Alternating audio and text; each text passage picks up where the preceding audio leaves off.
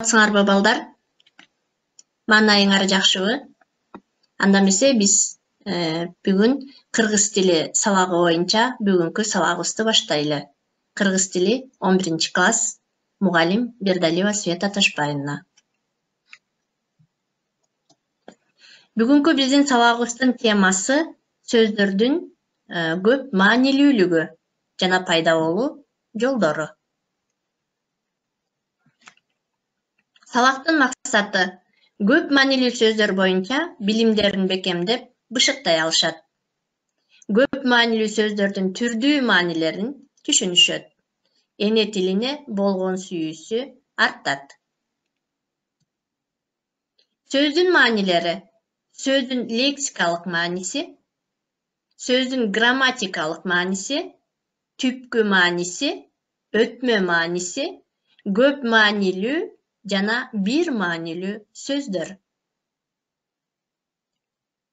Бир маанилүү сөздөр. Балдар, биз буга чейин өтүп келгенбиз. Бир маанилүү сөздөр кайсылар жана көп маанилүү сөздөр кайсылар. Анда эмесе кайрадан эсибизге салалы. Бир маанилүү сөздөр. Эгерде сөздөр белгилүү бир нерсенин түшүнүктүн атын билдирип, бир мааниде гана колдонулса, бир маанилүү сөздөр деп атайбыз.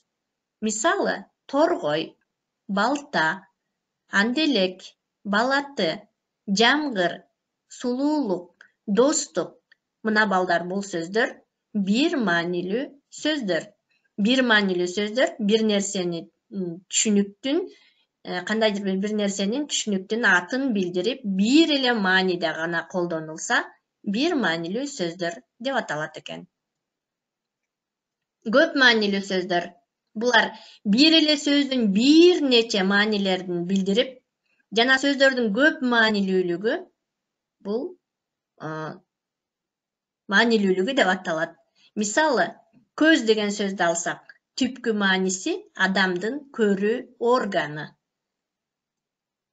Мына балдар, бул жердеги сүрөттөрдүн баарын тең карап көрсөк, күндүн сүрөтүн көрүп атабыз, айдын, көздүн, бала бакчанын, баштын, колдун сүрөттөрү. Эми ушул сүрөттөр боюнча көп маанилүү сөздөрдү таап чыгуу керек.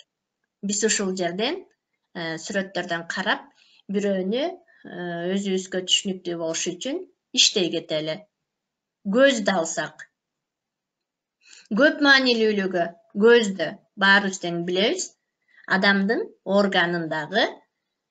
органда жайгашкан көзүбүз.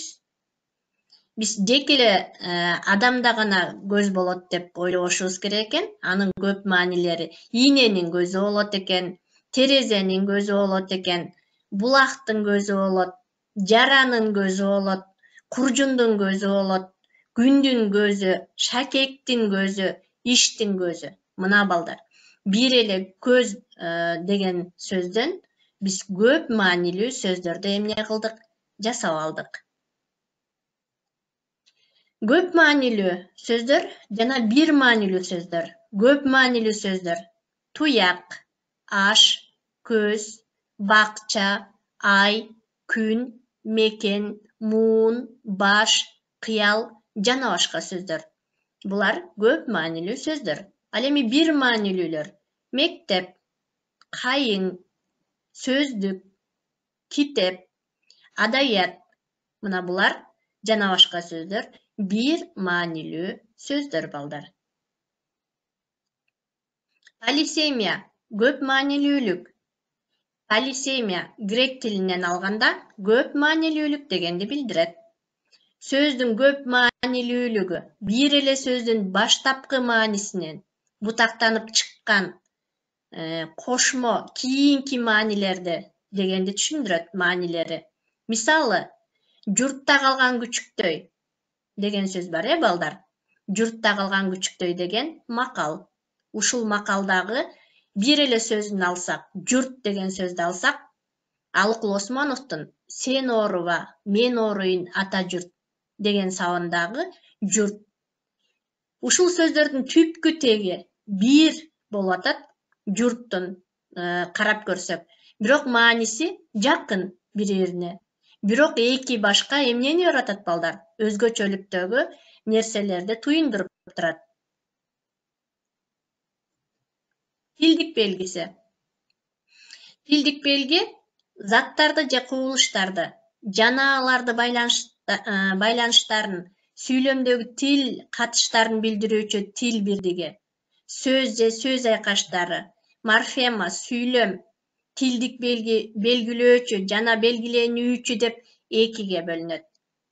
Анын натыйжасында ал ар башка маанилерди полисемия, омонимия, бир эле сөз менен туюндуруучу же тескерисинче бир эле маанини бир нече сөз менен туюндуруусу мүмкүн.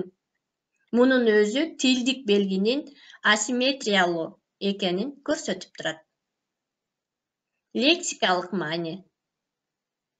Лексикалык маани, балдар, бүтүндөй бир сөз топторуна же сөз категорияларына таандык болгон грамматикалык мааниден айырмаланып турат.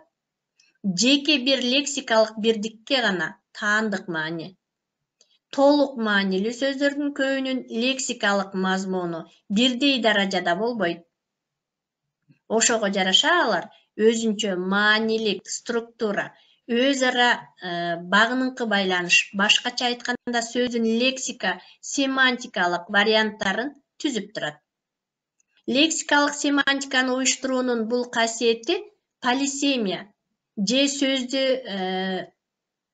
вариациялоо деп аталат.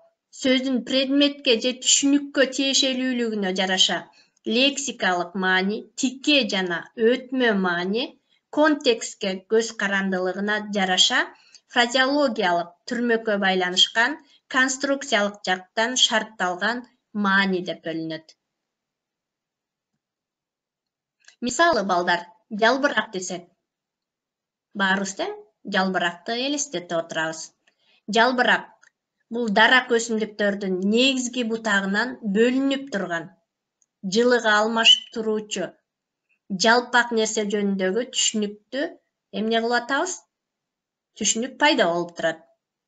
Ал эми андан тышкары эрмендин, беденин, арчанын, карагаттын, жүгөрүнүн жалбырагы десек, анда конкреттүү элес эмне кылды?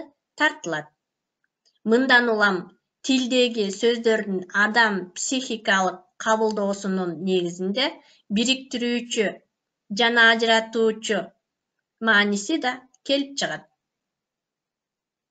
Натыйжада семантикалык системадагы маанилик талаалар түзүлөт. Лексикалык бирдиктин семантикалык аспектиси сөздүн түшүнүк денотат менен байланыштуу каралышын туюндурат. Сөз түшүнүктөн келип чыгат. Ошол түшүнүктү атап берүүчү кеп каражаттары менен байланышта каралат. Лексикалык кор семантика менен карым-катышта. Анткени ар бир сөздүн маанилик табиятын иликтөөдө сөздүн семантикалык типтерин, сөз маанилеринин лексикологиялык категорияларын аныктоодо, лексикалык бирдиктердин семантикалык өзгөчөлүгүн тактоодо моносемия, полисемия, конкреттүү, абстрактуу, тике жана өтмө маани жана башкалар. Логикалык жана экспрессивдик жактан чагылдырууда сөз лексикалык бирдик катары каралат. Үйгө тапшырма, балдар. Биз сабактын башында көп маанилүү сөздөрдүн ичинен, сүрөттөрдүн ичинен көздү алдык. Жана ошол көздүн канчалаган көп маанилүү сөздөр бар экендигине күбө болдук. Ошондой эле биз дагы ушул жерде турган сүрөттөрдүн ичинен өзүбүз 2 же 3 сүйлөмдөрдөн алып, ошол сүйлөмдөрдүн көп маанилүүлүгүн таап жана сүйлөмдөрдү түзүп, аныктамаларды кайталап түшүнүк алабыз. Анда эмесе, балдар, бүгүнкү сабакка көңүл бөлүп олтурганыңарга чоң рахмат. Саламатта калгыла, балдар. кийинки сабакка көрүшкөнгө чейин сак саламатта тургула.